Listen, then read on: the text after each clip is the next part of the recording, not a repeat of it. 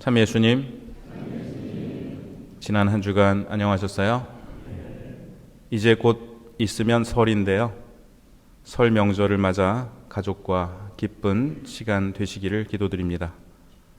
명절 음식을 너무 많이 먹으면 살이 찌기 쉬운데요. 만두는 살이 안 찐다고 합니다. 이미 쪄서 나오기 때문이라네요.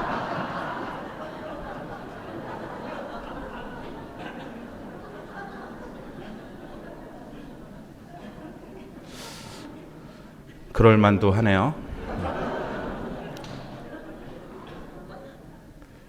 오늘은 해외 원조 주일이며 하느님 말씀 주일입니다. 하느님 말씀 주일을 맞아 특별히 우리 본당 거룩한 독서에 많은 분께서 함께하여 주심에 감사드립니다. 또한 가톨릭 성서 모임과 청년 성서 그룹 공부, 그 밖에 여러 과정에 많은 분이 함께하여 주시고 개인적으로 성경을 읽으시고 필사하시면서 말씀을 마음에 품고 살아가시려는 모든 노력에 감사드립니다. 프란치스코 교황님은 2019년에 그들의 마음을 여시어라는 제목의 교황 교서를 발표하시면서 연중 제3주일을 하느님 말씀 주일로 지낼 것을 선포하셨는데요. 연중 제3주일로 정하신 이유는 1월 18일부터 25일까지 이어지는 그리스도인 일치기도 주간과 연결되기 때문입니다. 교황님은 성경이 참되고 굳건한 일치에 이르는 길을 제시해 준다고 말씀하십니다. 교황님은 교서에서 오늘 제1독서인 느헤미야기 8장의 말씀을 인용하십니다. 느헤미야기는 이스라엘 백성이 바빌론 유배에서 돌아온 이후의 일들을 기록한 성경인데요. 기원전 587년부터 538년까지 이어진 바빌론 유배 기간 동안 이스라엘 백성은 하느님 말씀을 제대로 접하지 못하고 살았습니다. 유배에서 돌아와 다시 100년이 지나자 바빌론과 그 뒤를 이은 페르시아 제국의 공용어였던 아람어를 쓰고 있던 이스라엘 백성들은 조상들이 고전 히브리어로 기록한 성경 말씀을 읽을 수조차 없었습니다. 그리하여 온 백성이 모인 가운데 사제이며 율법학자인 에즈라가 모세오경을 가져와서 읽고 아람어로 번역하고 설명해 주자 그들은 무릎을 꿇고 땅에 엎드려 하느님께 경배드리고 울기까지 하였습니다. 느헤미야와 에즈라와 레위인들은 오늘은 야훼 여러분의 하나님께 거룩한 날이니 슬퍼하지도 울지도 말라고 한 후 야훼께서 베푸시는 기쁨이 바로 여러분의 힘이니 서러워하지 말라고 말합니다. 참으로 이상적인 말씀의 전례의 원형입니다. 저는 신학생 때 이렇게 주일 미사를 봉헌한다면 얼마나 감동적일까 하는 상상을 하곤 했었는데요. 하느님 말씀 한 글자 한 글자에 감동해서 우는 그런 미사 말입니다. 에즈라는 백성들을 달래면서 가서 맛있는 음식을 먹고 단 술을 마시라고 하는데 미사에서 이 권고는 성찬의 전례로 이어지면서 우리는 주님의 몸을 영하게 됩니다. 교황님은 교서에서 이 대목을 인용하시며 말씀하십니다. 성경은 몇몇을 위한 유산이나 일부 특권층을 위한 모음집이 되어서는 안 됩니다. 성경은 무엇보다도 말씀을 듣고 말씀 안에서 자신을 깨닫도록 부르심 받은 이들의 것입니다. 성경은 말씀을 들음으로써 갈라짐과 분열에서 일치로 나아가는 주님 백성의 책입니다. 오늘 복음에서 예수님은 광야에서 유혹을 받으신 후 성령의 힘을 지니고 갈릴레아로 돌아오십니다. 첫 번째로 하신 일은 오늘 제1독서에서 에즈라가 그러했듯 성경을 봉독하신 것입니다. 전례 때에 독서를 하시는 분들은 이처럼 예수님께서 하셨던 일을 이어받아 하시는 것입니다. 예수님께서는 이사야서 61장의 말씀을 읽으십니다. 주님의 영이 내 위에 내리셨다. 주님께서 나를 보내시어 가난한 이들에게 기쁜 소식을 전하고 잡혀간 이들에게 해방을 선포하며 눈먼이들을 다시 보게 하고 억압받는 이들을 해방시켜 내보내며 주님의 은혜로운 해를 선포하게 하셨다.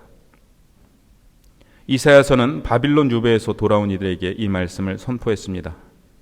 그런데 예수님께서는 그로부터 600년 뒤에 이 말씀을 당신 당대의 사람들, 즉 여전히 가난하고 착취당하는 이들, 현실을 제대로 볼 수 있는 능력을 상실하고 눈이 먼 이들, 헤로데와 같은 폭군에게 억압받는 이들에게 선포하십니다.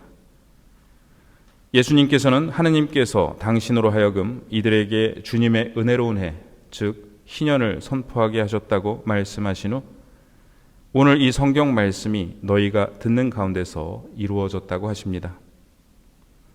예수님께서 말씀하신 이 오늘은, 그리고 제1독서에도 나온 오늘은 2000년 전에 어떤 날을 의미하는 것이 아니라 2025년 1월 26일 오늘을 의미합니다. 예수님께서는 오늘 이 자리에서 다시금 주님의 은혜로운 해인 희년을 선포하십니다. 2025년은 희년입니다. 희년은 세상 모든 것의 주인이 하느님이심을 기억하며 거룩함의 본성을 회복하는 해입니다. 본래 50년에 한 번씩 거행되던 희년은 서기 1475년부터 25년 주기로 바뀌게 되었는데요. 그 이유는 희년을 한 번도 지내지 못하고 세상을 떠나는 이들이 있었기 때문입니다.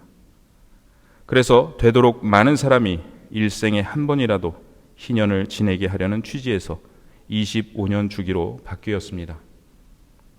올해가 지나면 다음 희년은 2050년입니다. 그때 나는 과연 살아있을까요? 어쩌면 올해가 우리 일생의 마지막 희년이 될지도 모릅니다. 그렇다면 우리는 이 희년을 어떻게 살아야 할까요?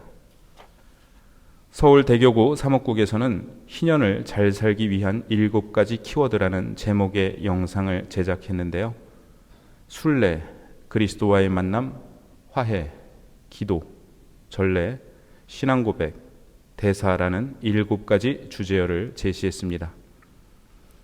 오늘 강론 원고를 우리 본당 다음 카페에 올리면서 이 영상을 첨부해 드릴 테니 참조해 주셔도 좋겠습니다.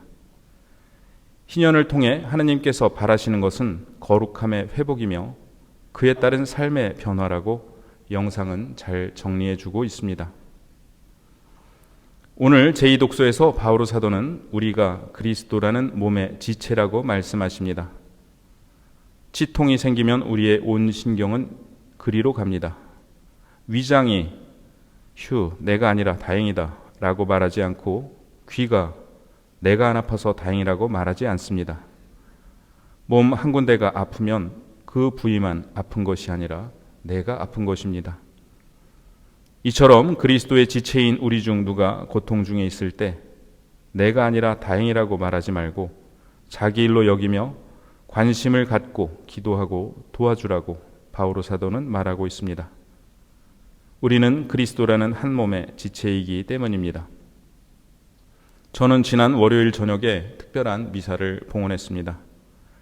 지난 12월 5일 서품 받으신 수원교구 심기윤 요한 신부님이 예수 수도회 수녀원에서 봉헌하시는 미사를 함께 드렸습니다. 심기윤 신부님은 2014년 세월호 참사로 희생된 고 박성호 임마누엘 학생의 단짝 친구입니다. 둘은 초등학교 1학년 때부터 둘도 없는 친구였고 예비 신학생 모임도 함께 다니며 꼭 함께 신부가 되자고 약속했습니다. 그런데 서로 다른 고등학교를 가면서 두 친구의 운명은 달라졌습니다. 고 박성호 임마누엘 군의 이모님이 예수 수도회 수녀님이시기에 수도회에서 심기윤 신부님을 초대했습니다. 안산 분향소에 박성호 군을 위해 만든 작은 나무 경당이 있었는데요. 저는 2016년 성탄에 그 경당에서 박성호 임마누엘의 친구와 가족들을 모시고 함께 미사를 봉헌한 적이 있습니다. 그날이 임마누엘 축일이었기 때문입니다. 이모 수녀님께서 그때를 회상하시며 저도 심신부님 미사에 초대해 주셨습니다. 조카가 사제가 되어 함께 봉헌했어야 할 그 미사를 제가 대신 함께 봉헌하려니 마음이 많이 숙연했습니다. 신부님의 강론을 듣는 내내 눈물이 났습니다.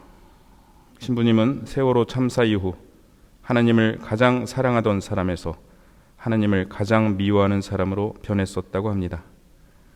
도망치듯 신학교에 입학하여 몇 년 동안 하나님을 미워하고 원망하다가 어느 날 기도 중에 내 마음도 이렇게 아픈데 예수님 마음은 얼마나 아프실까라는 생각이 떠올랐다고 합니다.